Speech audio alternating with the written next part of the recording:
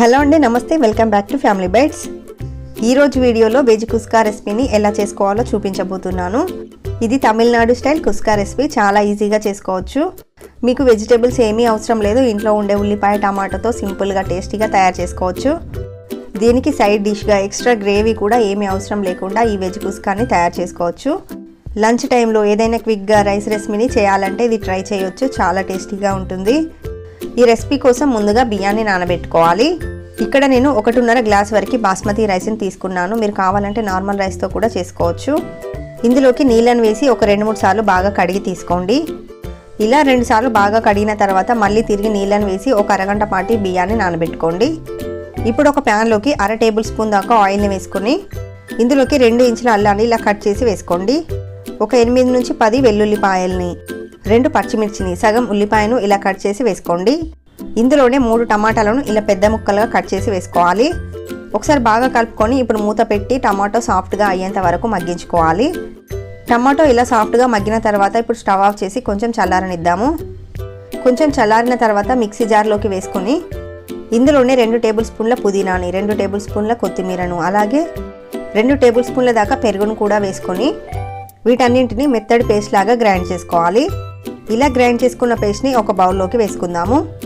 చూడండి, ఇలా మెత్తగా గ్రైండ్ చేసుకొని రెడీగా పక్కన ఉంచుకోవాలి. ఇప్పుడు ఒక కుక్కర్లోకి 1.5 టేబుల్ స్పూన్ల దాకా ఆయిల్ని, 1 టేబుల్ స్పూన్ నెయ్యిని వేసుకోండి. ఆయిల్ హీట్ అయ్యాక ఇందులోకి స్పైసెస్ని వేసుకుందాము. 4 లవంగాలు, 1 స్టార్ అనైస్, కొంచెం జాపత్రిని వేసుకోండి. 3 యాలకులు, 2 బిర్యానీ ఆకుల్ని, 2 ఇంచుల దాల్చిన చెక్కను కూడా వేసుకోండి. ఇందులోనే 1/2 టీ స్పూన్ దాకా జీలకర్ర, 2 టేబుల్ స్పూన్ల దాకా జీడిపప్పును కూడా వేసుకోండి. అలాగే 1 టీ స్పూన్ దాకా సోంపును కూడా వేసుకోండి. ఈ రైస్లో సోంపుని కంపల్సరీగా వేసుకోవాలి. వీటన్నింటినీ ఒకసారి బాగా కలుపుకొని ఇప్పుడు ఇందులోకి ఒక చిన్న ఉల్లిపాయను ఇలా పొడవుగా కట్ చేసి వేసుకోండి. 2 పచ్చిమిర్చి ముక్కల్ని, కొంచెం కరివేపాకును కూడా వేసుకొని ఉల్లిపాయలు కొంచెం గోల్డెన్ కలర్లోకి వచ్చేంత వరకు ఫ్రై చేసుకోవాలి. ఇలా ఫ్రై చేసుకున్న తర్వాత ఇప్పుడు ఇందులోకి మనం గ్రైండ్ చేసి పక్కన పెట్టుకున్న మసాలా పేస్ట్ని వేసుకోవాలి. మసాలా పేస్ట్ని మొత్తం వేసేసి ఇదంతా కలిసే విధంగా ఒకసారి బాగా మిక్స్ చేసుకోండి. ఇలా బాగా కలిపిన తర్వాత ఇప్పుడు ఇందులోకి రుచికి సరిపడా ఉప్పుని వేసుకుందాము. అలాగే 1 టీ స్పూన్ ధనియాల పొడిని, 1/2 టీ స్పూన్ పసుపు వేసుకోండి. స్పైసీనెస్కి తగ్గట్టుగా కారాన్ని, 1/2 టీ స్పూన్ బిర్యానీ మసాలా వేసుకోండి.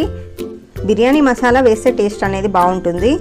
బిర్యానీ మసాలా లేకపోతే 1/2 టీ స్పూన్ దాకా గరం మసాలానైనా వేసుకోండి. వీటన్నింటినీ లో ఫ్లేమ్లో కలుపుకుంటూ బాగా ఫ్రై చేసుకోవాలి.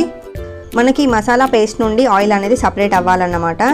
అంతవరకు బాగా ఫ్రై చేసుకున్న తర్వాత ఇప్పుడు ఇందులోకి మనం నానబెట్టుకున్న బాస్మతి రైస్ని నీళ్లు లేకుండా వేసుకోండి. రైస్ మొత్తాన్ని వేసుకొని అంతా కలిసే విధంగా ఒకసారి బాగా కలుపుకోవాలి. ఇప్పుడు ఇందులోకి మనం ఏ గ్లాస్తో అయితే రైస్ని తీసుకున్నామో అదే గ్లాస్తో 2 గ్లాసుల దాకా వాటర్ని వేస్తున్నాను. ఒకవేళ మీరు నార్మల్ రైస్ని తీసుకుంటే 1 గ్లాస్ రైస్కి 2 గ్లాసుల దాకా నీళ్ళని వేసుకోండి. ఇందులోనే 2 టేబుల్ స్పూన్ల దాకా కొత్తిమీరను కూడా వేసుకొని అంతా ఒకసారి బాగా కలుపుకొని ఉప్పు సరిపోయిందో లేదో ఒకసారి చెక్ చేసుకోండి. ఇప్పుడు కుక్కర్ పైన మూత పెట్టి మీడియం ఫ్లేమ్లో 1 విజిల్ వచ్చేంత వరకు కుక్ చేసుకోవాలి. కావాలంటే మీరు ఇదే ప్రాసెస్లో గిన్నెలో అయినా చేసుకోవచ్చు. కుక్కర్లోని ప్రెషర్ అంతా నార్మల్గా పోయాక ఓపెన్ చేసి చూస్తే చూడండి, పొడి పొడిలాడుతూ చాలా బాగా వచ్చింది కదా.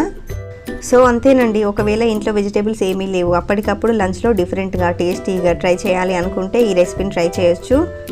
చాలా చాలా టేస్టీగా ఉంటుంది. డెఫినెట్గా మీరు కూడా ఈ వెజ్ కుస్కాని ఇంట్లో ఒకసారి ట్రై చేసి చూడండి.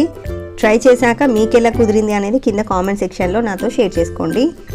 ఈ simple and tasty veg kuska recipe మీకు నచ్చినట్లయితే వీడియోని లైక్ చేయండి, షేర్ చేయండి. మరిన్ని టేస్టీ రెసిపీస్ కోసం ఛానల్ని సబ్స్క్రైబ్ చేసుకోండి. Thank you for watching.